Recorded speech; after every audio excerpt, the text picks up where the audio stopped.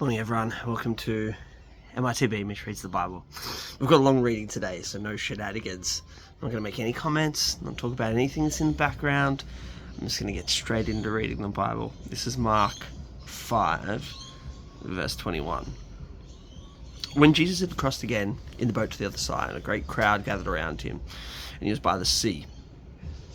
Then one of the leaders of the synagogue named Jairus came, and when he saw him he fell at his feet, and he begged him repeatedly, "My little daughter is at the point of death. Come and lay your hands on her so that she may be made well and live. So he went with him. And a large crowd followed and pressed in on him. Now, there was a woman who had been suffering from hemorrhages for 12 years. She endured so much under many physicians, and had spent all that she had, and she was no better, but rather she grew worse.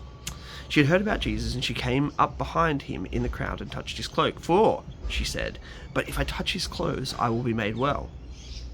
Immediately her hemorrhaging stopped, and she felt in her body that she was healed of her disease. Immediately aware that power had gone forth from him, Jesus turned about to the crowd and said, "Who touched my clothes?" And his disciples said to him, "You see the crowds pressing in on you? How can you say, 'Who touched me?'"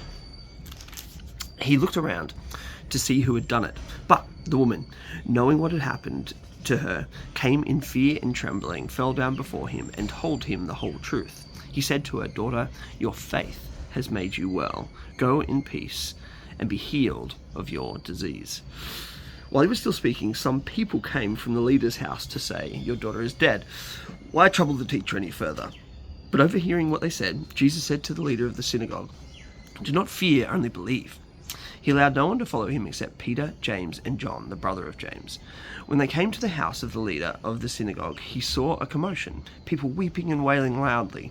When he had entered, he said to them, "Why do you make a commotion and weep? The child is not dead, but sleeping." And they laughed at him. But he put them all outside, and he took the child's father and mother and those who were with him, and he went in to where the child was.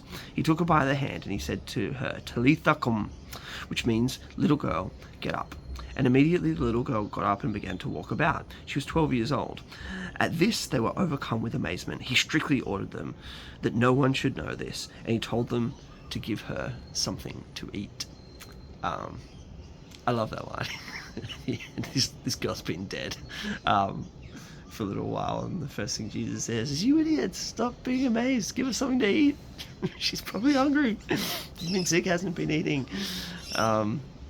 Give them something to eat, and give her something to eat. And so many wonderful things about that story, but I just want to point out one tiny thing. When I was a kid, I had this memory of my bedroom was down, like kind of downstairs, and down in like a rumpus room kind of area. And I worked with my dad, from the age of about 14.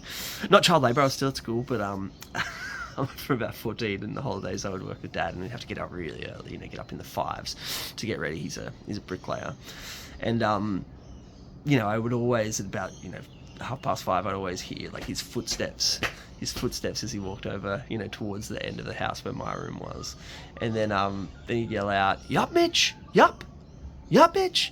He'd yell out like that. And even before he yelled out, like, I would be awake, and then he would yell out, and I would just be like, please, I would just hope, and then I would hope that he wouldn't say anything, so I just didn't want to get up, but he'd always say something, and then I'd be like, "I'm up," and then he's a bit deaf, so he couldn't hear me, so he'd keep going, he'd be like, "You up, Edge? You up?" And he'd yelling a bit louder, and I'd say, "Dad, I'm up," and then he still couldn't hear me, and he'd be like, "Edge!" banging on the floor, and I'm like, "Dad, I'm up!" and everything would escalate. But the funny thing about that is I'm a pretty good and deep sleeper, but I was already up by the time he got there because I could hear his footsteps. I love this moment in the story where Jesus says she's not dead, she's just asleep. Now, these people aren't stupid. They know the difference between dead and alive.